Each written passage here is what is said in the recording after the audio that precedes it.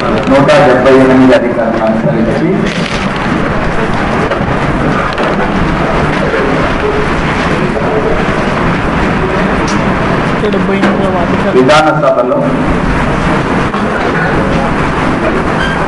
విధానసభలోని సభ్యులలో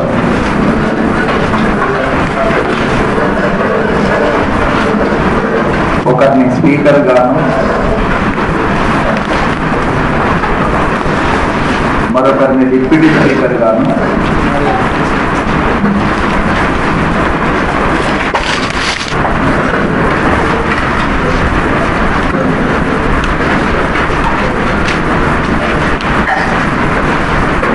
విధానసభ సభ్యులు ఎన్నుకుంటారు.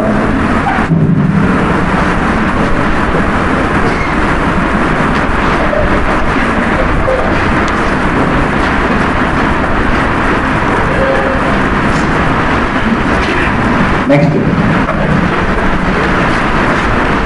182 అధికరణ అనుసరించి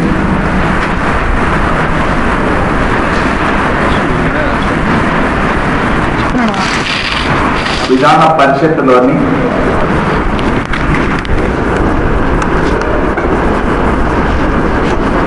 సభ్యులలో ఒకరిని చైర్మన్ గారు,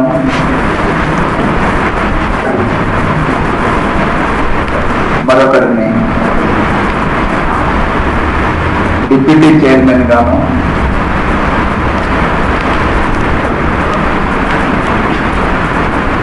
విధాన పరిషత్ సభ్యులే ఎన్నుకుంటారు.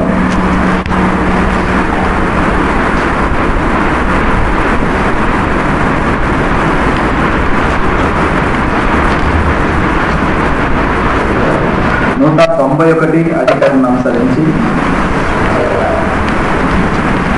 191 అధికరణ అనుసరించి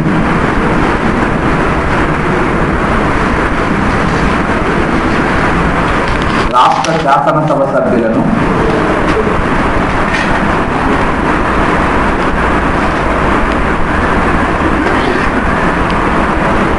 గవర్నర్, అనర్హులుగా ప్రకటించే సందర్భంలో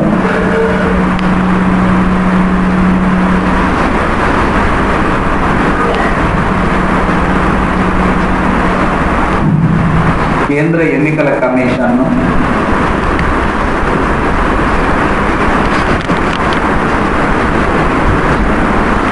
సంప్రదించి నిర్ణయం తీసుకుంటారు.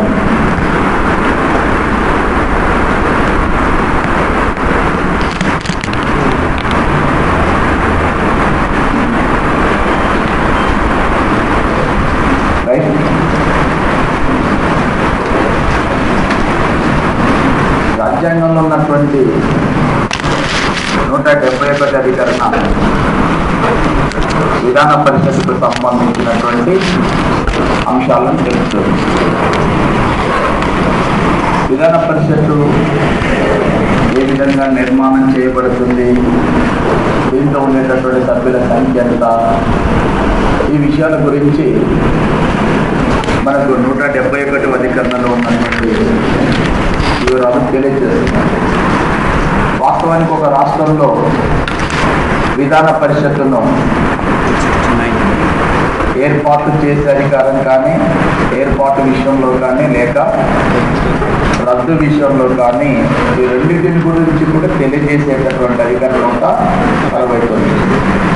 ఒక రాష్ట్రంలో విధాన పరిషత్తు ఏర్పాటుకు సంబంధించి కానీ, లేక రద్దుకు సంబంధించిన విధానాన్ని కానీ తెలిపేటటువంటి అధికరణ అధికరణ ఉంటారు. దీని ప్రకారం ఎవరు మొదట తీర్మానం చేయాలి? విధానసభ. ఎంత మెజార్టీతోని? దాని తర్వాత ఎవరు తీర్మానం ఆమోదించాలి? పార్లమెంట్. ఎంత మెజార్టీ? పార్లమెంట్ యొక్క తీర్మానాన్ని అనుసరించి ఏం చేస్తుంది? దీన్ని ఏర్పాటు చేస్తారు, రద్దు చేస్తారు. ఏర్పాటు చేయొచ్చు, రద్దు కూడా చేయొచ్చు. ఎవరు చేస్తారు ఇది? పార్లమెంట్. ఓకే. సో పార్లమెంట్ తీర్మానం చెయ్యకుండా ఏర్పాటు చేసే అవకాశం లేదు. పార్లమెంట్ తీర్మానం చేస్తేనే ఏర్పాటు చేయాలి. పార్లమెంట్ యొక్క తీర్మానం లేనిదే ఏర్పాటు చేసే అవకాశం లేదు. ఓకే, అయితే మరి ఈ విధానసభ విధాన పరిషత్తుల గురించి చర్చించేటప్పుడు విధానసభ ప్రజలకు సంబంధించిన సభ, ప్రజల చేత ఎన్నుకోబడేటటువంటి సభ. విధానసభలోని సభ్యులందరినీ కూడా ప్రజలే ప్రత్యక్షంగా ఓటేసి ఎన్నుకుంటారు. కానీ పరిషత్ అలాంటిది కాదు. పరిషత్తుని బహుళ వర్గాలకు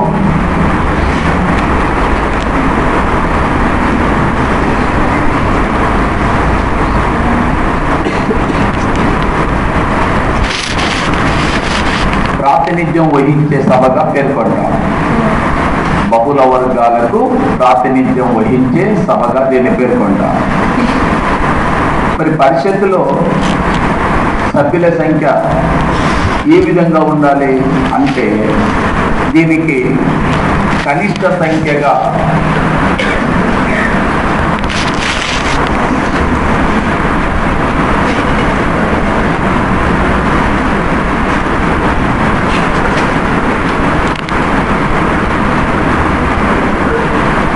గరిష్ట సంఖ్య ఎంత ఉండాలి అంటే విధానసభ సభ్యుల సంఖ్యలో మళ్ళీ కూడా కనిష్ట సంఖ్య నెంబరే చెప్పిన ఎంత ఉండాలి 40.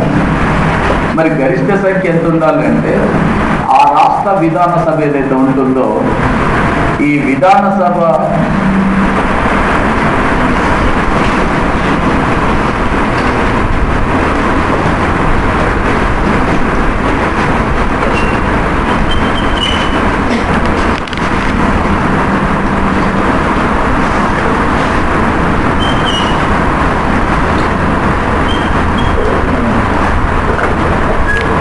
మించకుండా తగ్గకుండా అనేది కూడా కొంచెం చూడండి. ఎందుకంటే మీరు కనిష్ట గరిష్ట సంఖ్య రాసేటప్పుడు ఇవి కూడా ఒక సమస్య. మీరు మంత్రిమండలి విషయంలో కూడా 15% మించకుండా 12 మందికి తగ్గకుండా, ఈ తగ్గకుండా మించకుండా అనేటటువంటిది కూడా చాలాసార్లు కన్ఫ్యూజ్ చేస్తుంటారు. మించకుండా తగ్గకుండా ఇక్కడ కూడా మీరు 1/3 వంతు అనేది ఎందులో విధానసభ సభ్యుల సంఖ్యలో 1/3 వంతుకు మించకుండా తగ్గకుండా కాదు. తగ్గకుండా అంటే కనిష్ట సంఖ్య, తగ్గకుండా ఎంత 40.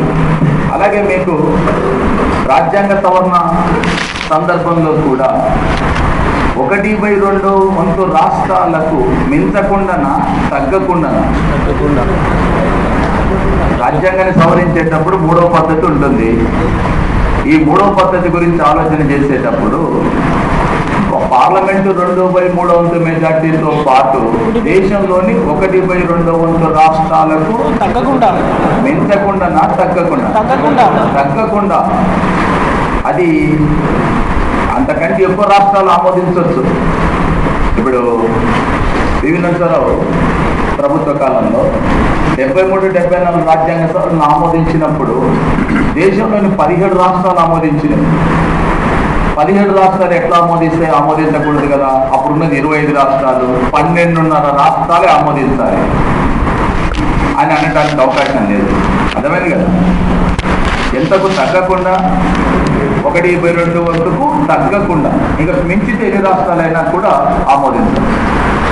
అలాగే 1/2 వంతు రాష్ట్రాలు మాత్రమే ఆమోదించాలి, 1/2 వంతుకు మించకుండా ఆమోదించాలి, 1/2 వంతుకు తగ్గకుండా ఆమోదించాలని ఇచ్చినప్పుడు ఇక మనం అరే ఇది మించకుండా తగ్గకుండా కరెక్ట్గా 1/2 నాకు ఇదైతే ఒక గ్యాప్ 1/2 వంతు, ఇక మించకుండా తగ్గకుండా ఇవన్నీ నాకు నడవాలంటే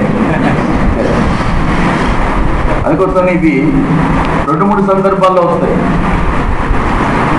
మీకు ఇంతకుముందు శాసనసభ సమావేశం చెప్పేటప్పుడు నేను చర్చించాను.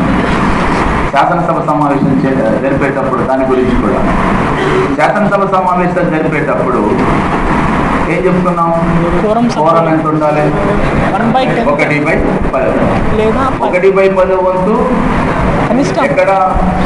సెంట్రల్ పార్లమెంట్లో 1/10 తగ్గకుండా, అది కోరం. మరి రాష్ట్ర శాసనసభ సమావేశం అయితే 1/10 10 మంది సభ్యులు, 10 మంది సభ్యులు అంతే కదా. రెండింటిలో ఏది ఎక్కువ వస్తుంది? కాదా? కరెక్టే సార్. నేను చెప్పేది తప్ప. 1/10 లేదా 10 మంది సభ్యులు, కరెక్ట్గా నేను చెప్పేది. అది ఏం చెప్పాలి? ఏది ఎక్కువ ఉంటుంది? ఏది ఎక్కువ అవుతుందా ఏది తక్కువ అవుతుందా?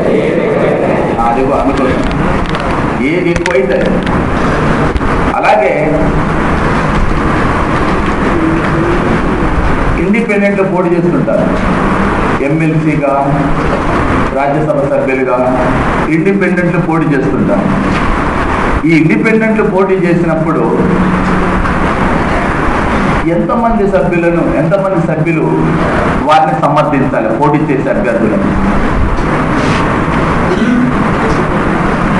అది సమస్య. 1/10 10 మంది సభ్యులు, అక్కడ కూడా ఇదే ఉంటుంది. ఏది తక్కువ అయితే అది. ఇండిపెండెంట్లు పోటీ చేసేటప్పుడు 1/10 10 మంది ఓటర్లు, 10 మంది సభ్యులు. ఏది తక్కువ అయితే అంతమంది సమర్థించాలి, పోటీ చేయాలంటే. అందుకోసమే అన్నిట్లో తగ్గకుండా మించకుండా అనేటప్పుడు ఇక మనకు సార్ ఆల్రెడీ ఒకటి చెప్పిండు, ఇక దాన్ని పట్టుకుంటే సరిపోదు. అట్లా కాదు. ఈ చాలా సందర్భాలలో ఈ క్యాలిక్యులేషన్స్ చూడాలి. ఇవి క్వశ్చన్స్ అంటే మనకి ఎగ్జామ్లో క్వశ్చన్స్ ఇవి కన్ఫ్యూజన్. మనకు తెలిసిన అంశం తప్పు పెట్టేది ఇక్కడే అనమాట. ఆ టైంలో ఆ టెన్షన్లో ఏదో ఒకటి పెట్టేస్తాం, ఇది కరెక్టే కదా అనుకుంటా. అందుకోసం నేను పెంచకుండా తగ్గకుండా ఉండేటటువంటి అంశాలను ఒకసారి మీరు ప్రతి సందర్భంలో అంటే ప్రతి అంశాన్ని కూడా మీరు అప్లై చేసుకోవాల్సినటువంటి అవసరం ఉంటుంది. రైట్. సో ఇక్కడ ఏంటంటే విధాన పరిషత్తును ఏర్పాటు చేసేటప్పుడు కనిష్ట సభ్యుల సంఖ్య 40, గరిష్ట సభ్యుల సంఖ్య దేంట్లో 1/3 విధానసభ సభ్యుల సంఖ్యలో 1/3 మించకుండా ఏర్పాటు చేయాలి. మించకుండా తగ్గకుండా? మించకుండా. ఎంతకు తగ్గకుండా? 40 మంది సభ్యులు తగ్గకుండా ఏర్పాటు చేయాలి. రైట్. ఇకపోతే విధాన పరిషత్ యొక్క పదవి కాలం ఎంత? ఎన్ని సంవత్సరాలు? 6 సంవత్సరాలు. ఏం అడిగింది? విధాన పరిషత్ పదవీ కాలం ఎంత అని జగన్ నేను అడిగింది. సభ్యులని నేను అనలేదు, మళ్ళీ మీరు అది చెప్పారు కాబట్టి నన్ను తప్పు. నేను ఫస్ట్ అడిగింది అందుకోసం. విధాన పరిషత్ పదవీ కాలం ఎంత? ఇది ఈ శాశ్వత సభ అన్నప్పుడు కూడా దీనికి ఇంకొంత తలనొప్పి ఉంది. దీన్ని అడిగేటప్పుడు ఏమని గట్టిగా చెప్పమ్మా.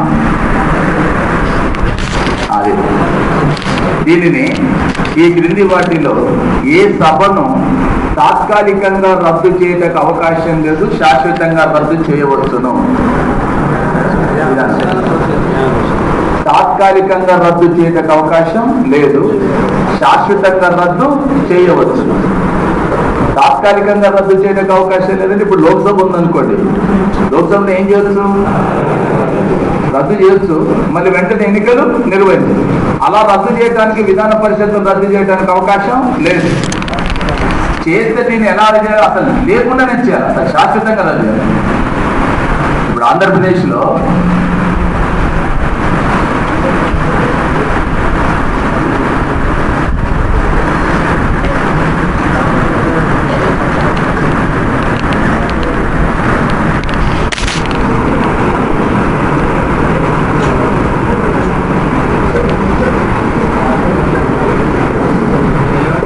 అలా జరిగింది.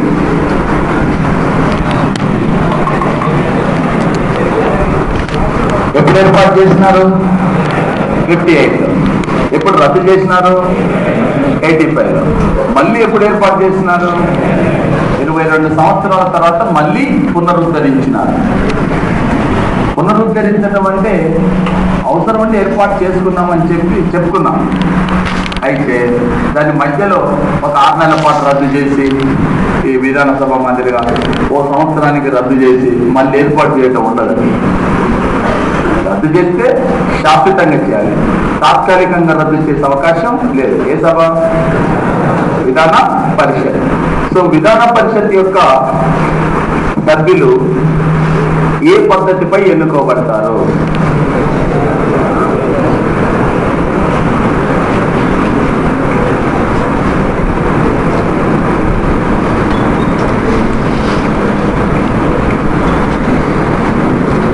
ఏ పద్ధతిపై ఎన్నుకోబడతారు? నైష్పత్తిక ప్రాతినిధ్య పద్ధతిపై ఎన్నుకోబడతారు. వీళ్ళ పదవీ కాలం ఎన్ని సంవత్సరాలు? 6 సంవత్సరాలు. పదవీ కాలం 6 సంవత్సరాలు. ఏ పదవీ కాలం? సభ్యుల పదవీ కాలం 6 సంవత్సరాలు. మరి సభ్యుల పదవీ కాలం 6 సంవత్సరాలు, సభ శాశ్వత సభ. మరి సభ్యులు ఏ విధంగా ఎన్నుకోబడతారు? నైష్పత్తిక ప్రాతినిధ్య పద్ధతిపై. కానీ కాలం గురించి ఇప్పుడు నేను అడిగింది. ఏం చేస్తాం? ప్రతి 2 సంవత్సరాలకు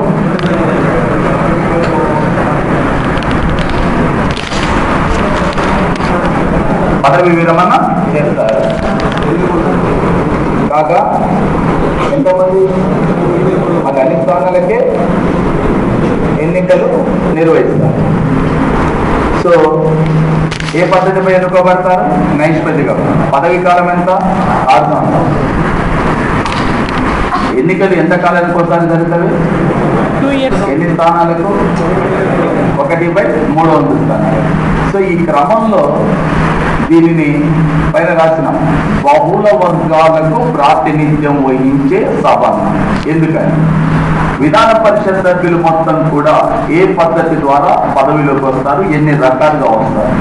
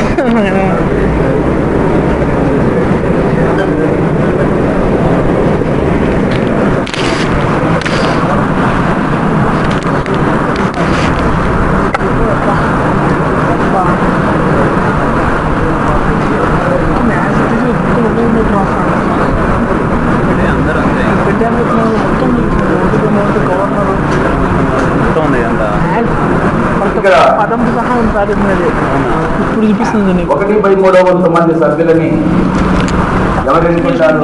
ఎమ్మెల్యేలు ఎన్నుకుంటారు. ఎమ్మెల్యేలు అంటే విధానసభ సభ్యులు ఎన్నుకుంటారు. 1/300 మందిని స్థానిక స్వపరిపాలన సంస్థలు ప్రతినిధులు ఎన్నుకుంటారు. 1/6 మందిని గవర్నర్ నియమిస్తారు. 1/12 మందిని పట్టభద్రులు ఎన్నుకుంటారు. మరి 1/12 మందిని ఉపాధ్యాయులు ఎన్నుకుంటారు.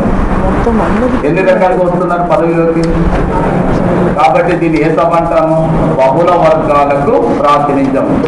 ఈ 4 పేర్లు ఇచ్చి రాజ్యసభ, లోక్సభ, విధాన పరిషత్, విధాన సభలు అని ఇచ్చి పైన ప్రశ్న ఏంటంటే ఈ క్రింది వాటిలో బహుళ వర్గాలకు ప్రాతినిధ్యం వహించే సభగా దేని పేర్కొంటారంటే దేని పేర్కొనాలి?